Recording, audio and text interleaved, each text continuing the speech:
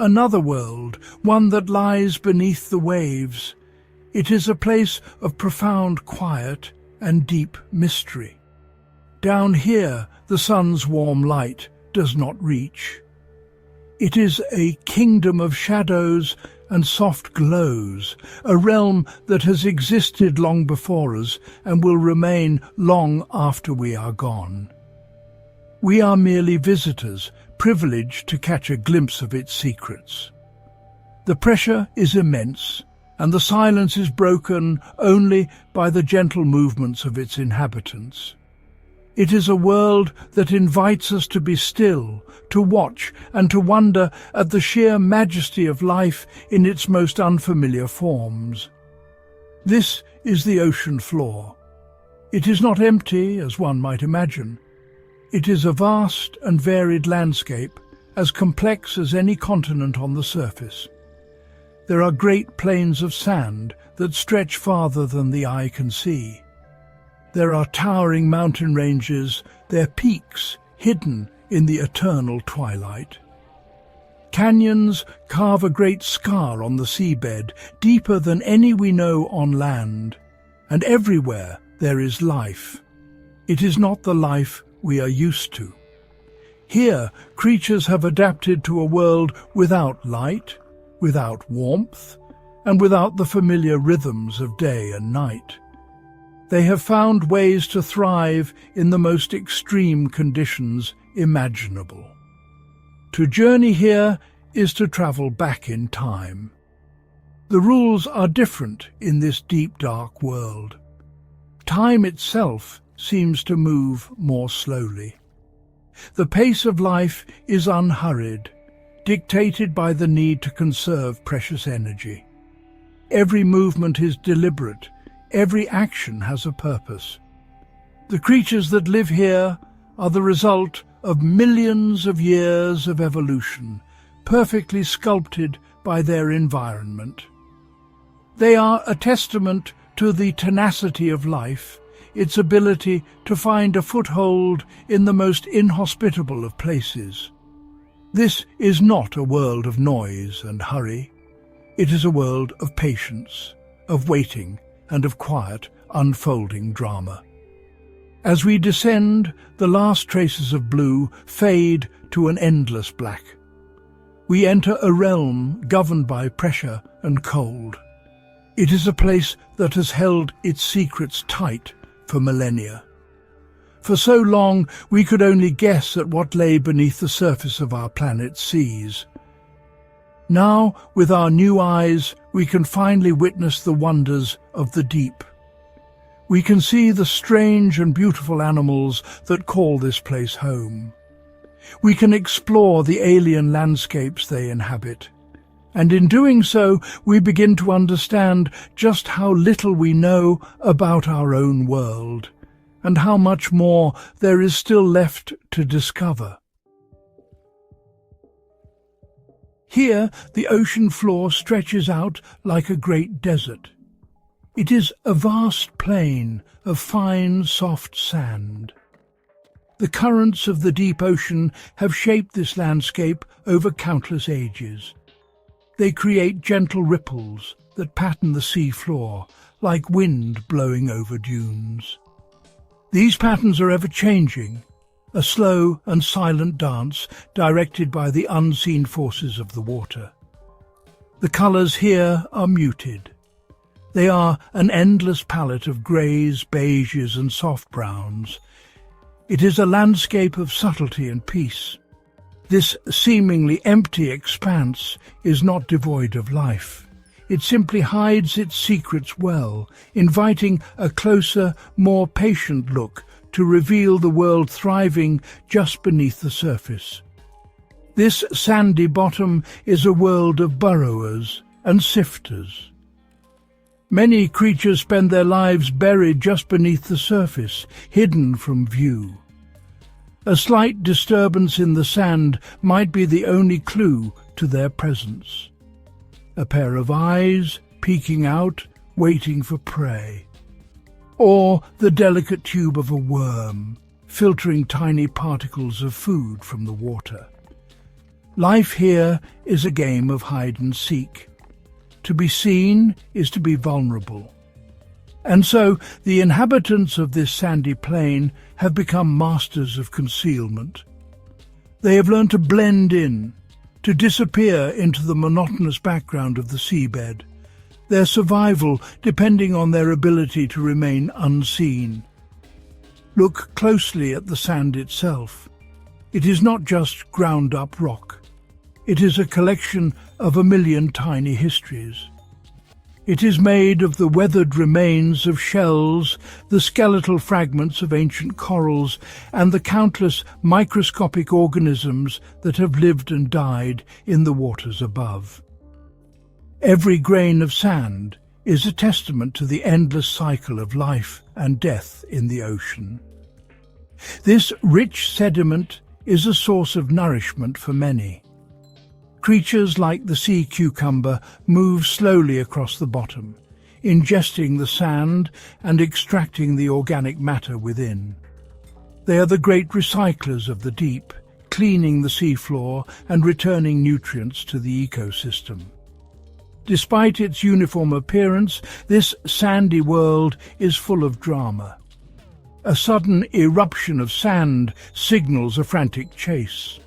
A flatfish, perfectly camouflaged, lunges from its hiding place to catch an unsuspecting shrimp. A garden eel, one of many in a large colony, sways gently in the current, its body half buried in the sand. At the first sign of danger, the entire colony vanishes in an instant, pulling back into their burrows.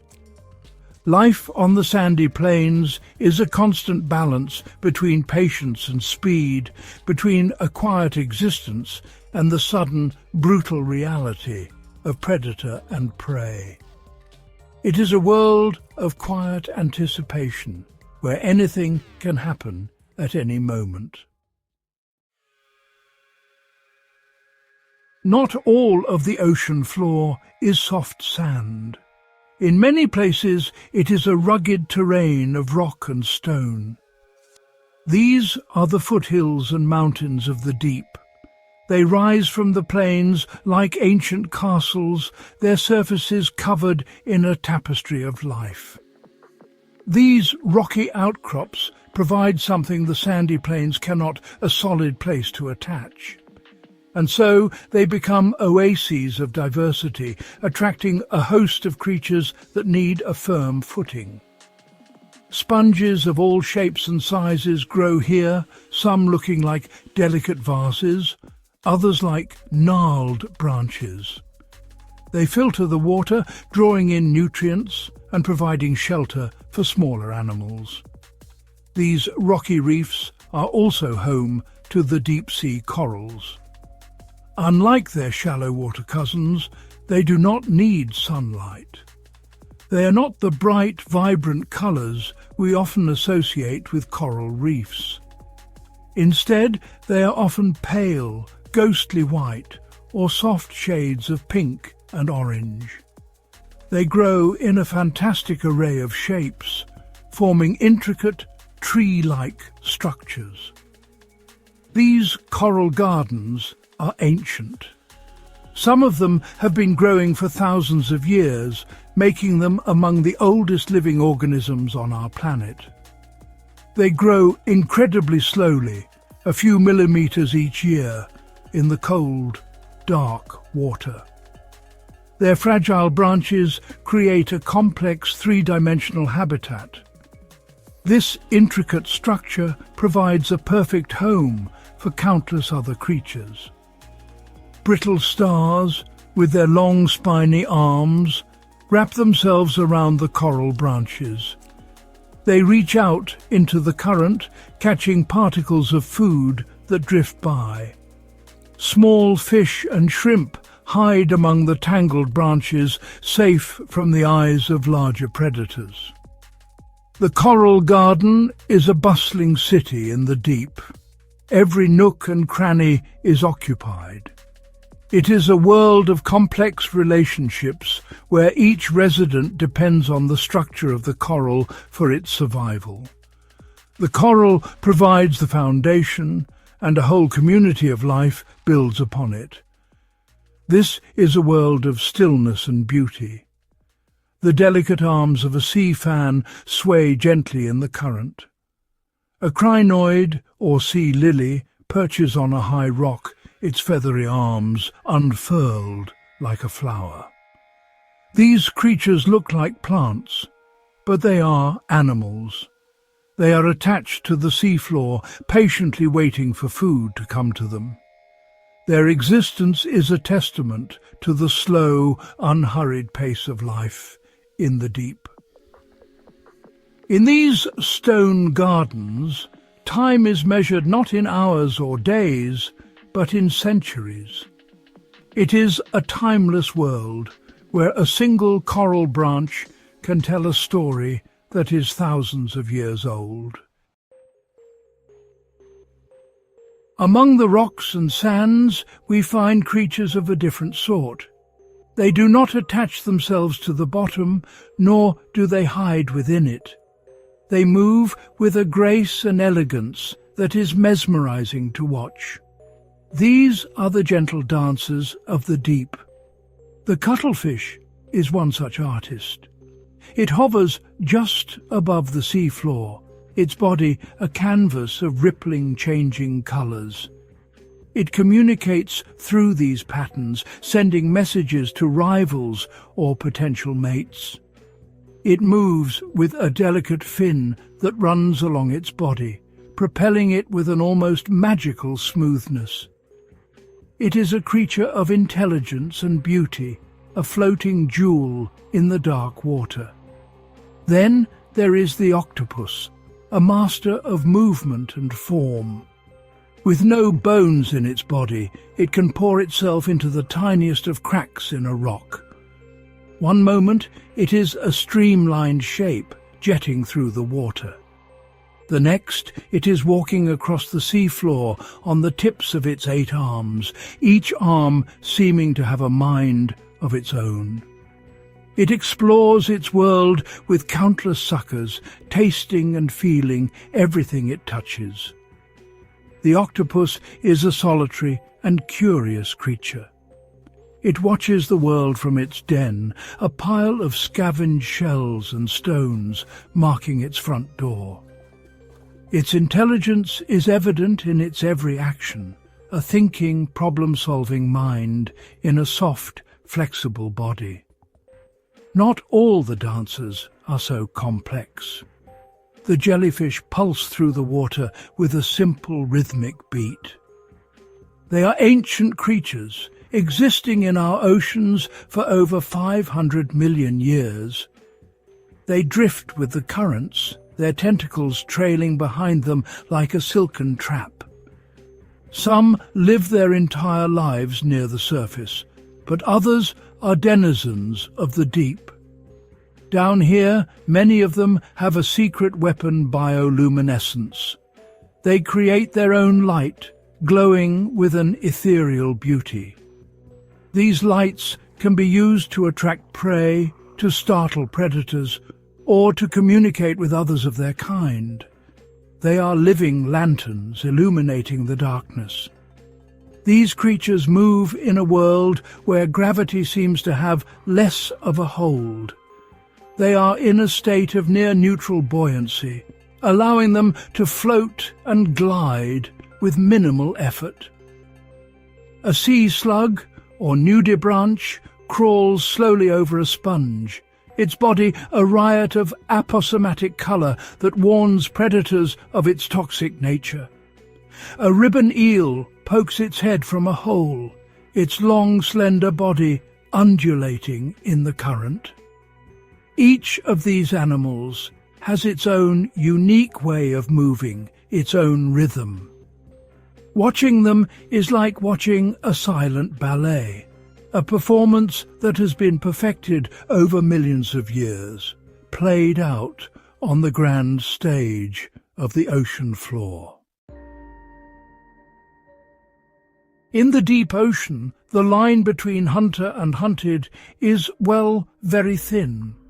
Survival often depends on not being seen.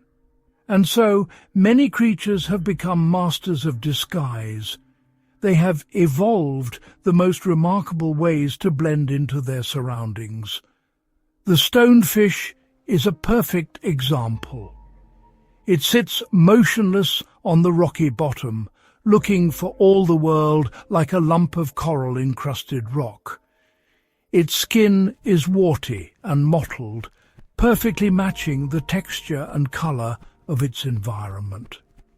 It is one of the most venomous fish in the ocean, and it waits patiently for a smaller fish to swim by, unaware of the danger lurking in plain sight. Camouflage is not just for predators. It is also a vital defence for prey. The decorator crab is a wonderful artist of deception. It carefully selects pieces of its environment, sponges, seaweed, small anemones, and attaches them to its own shell. It creates a living, moving disguise. This not only helps it hide from predators like octopuses and large fish, but some of the things it attaches, like stinging anemones, can also provide an active defence. The crab's costume is constantly changing as it moves from one area to another, always adapting its appearance to match its new surroundings. It is a slow and deliberate process, a matter of life and death. Colour is not the only tool of deception. Some creatures change their very shape. The mimic octopus is perhaps the most extraordinary of all. This intelligent animal can impersonate a whole range of other, more dangerous sea creatures. To deter a predator, it might flatten its body and trail its arms to look like a venomous flatfish. Or it might bury 6 of its arms in the sand and wave the other 2 to mimic a sea snake.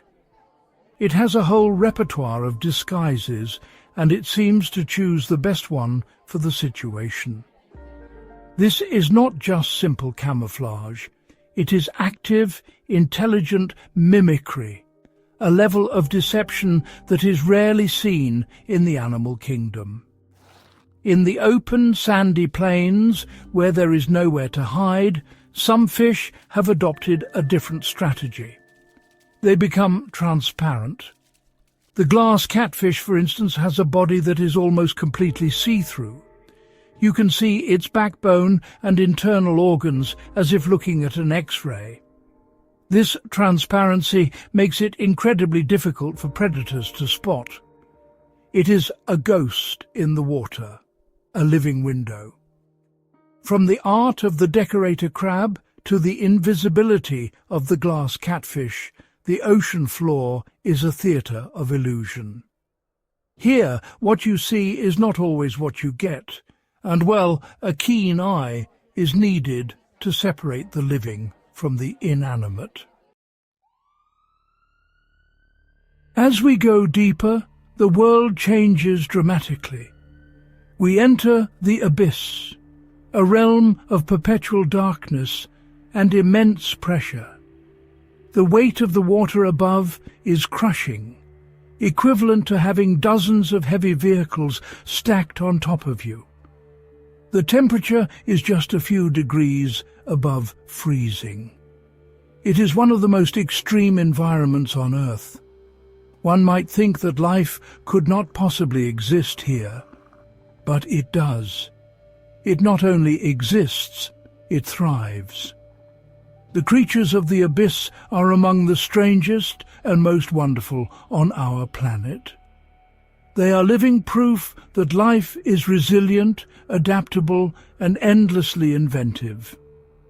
In a world without sunlight, life needs a new source of energy. At the bottom of the food chain are not plants, but bacteria. Some of these bacteria perform a process called chemosynthesis. They draw their energy not from the sun, but from chemicals that seep from the Earth's crust. Around hydrothermal vents, which spew out superheated mineral-rich water, entire ecosystems are built on this process. Giant tube worms, Some, several feet long, grow in thick clusters around these vents. They have no mouth and no digestive system. Instead, they have a special organ packed with chemosynthetic bacteria, which provide them with all the food they need. The animals here have adapted to the immense pressure in remarkable ways. Many of them have soft, gelatinous bodies with no air pockets like the blobfish.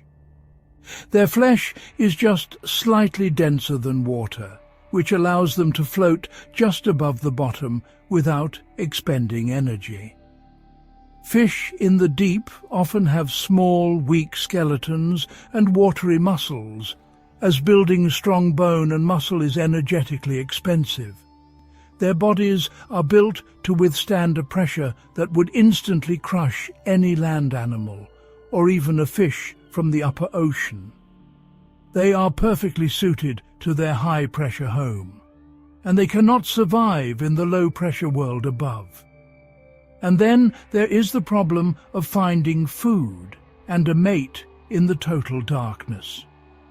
Many deep-sea creatures have solved this by producing their own light, a phenomenon called bioluminescence. The anglerfish is the most famous example. It has a fleshy lure that dangles in front of its mouth.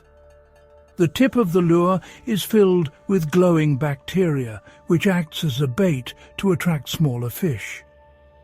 When an unsuspecting victim comes to investigate the light, the anglerfish's huge mouth snaps shut. This living light is the language of the abyss. It is used for hunting, for defense, and for attracting a partner in the vast, empty darkness of the deep sea. In the cold, dark waters of the deep ocean, energy is a precious commodity. Food can be scarce, and finding it requires effort. As a result, the pace of life here is often incredibly slow. It is a world where patience is not just a virtue, it is a survival strategy. Many deep-sea animals have extremely low metabolic rates. They move slowly, breathe slowly, and grow slowly. This allows them to survive for long periods on very little food. A meal might be a rare event, and they must be able to wait for it. This slow pace of life also leads to another remarkable outcome: incredible longevity. The Greenland shark is a resident of the cold, deep waters of the North Atlantic. It is one of the longest living vertebrates on Earth. These ancient animals can live for 400 years or even longer. They grow at an agonizingly slow rate, just a centimetre or so per year. They do not reach sexual maturity until they are over a century old. They move with a slow, almost lazy grace, conserving their energy as they patrol the seabed for carrion or sleeping seals. Their long lifespan is a direct result of their slow metabolism and the cold, stable environment they inhabit. They are living monuments to the slow passage of time in the deep. This slowness extends to evolution. Many of the creatures of the deep are what we call living fossils. The coelacanth, a fish once thought to have gone extinct with the dinosaurs, was rediscovered in the deep waters off the coast of Africa. It has changed very little in 400 million years. Its fins are fleshy and lobed, a precursor to the limbs of land animals. The nautilus, with its beautiful chambered shell, has been navigating the deep reefs for 500 million years. These animals are survivors. They found a niche in the stable environment of the deep ocean, and they have had little reason to change. But this slow pace of life also makes them incredibly vulnerable. A deep-sea coral garden that is destroyed by a fishing trawl may take thousands of years to recover, if it recovers at all. A population of long-lived fish, like the orange roughy, which can live to be 150 years old, can be decimated by overfishing in just a few years. Because they grow and reproduce so slowly, they cannot replenish their numbers quickly. The slow, gentle rhythm of the deep is no match for the fast, destructive pace of human activity.